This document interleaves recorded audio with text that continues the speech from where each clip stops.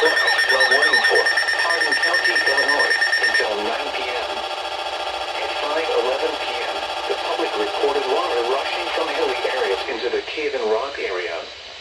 Between 2 and 3 inches of rain have fallen. Additional rainfall amounts of 1 to 2 inches are possible in the warned area. Flash flooding is already occurring. Expected hazards include life-threatening flash flooding, thunderstorms producing flash flooding. Severe weather has been reported by the public reported.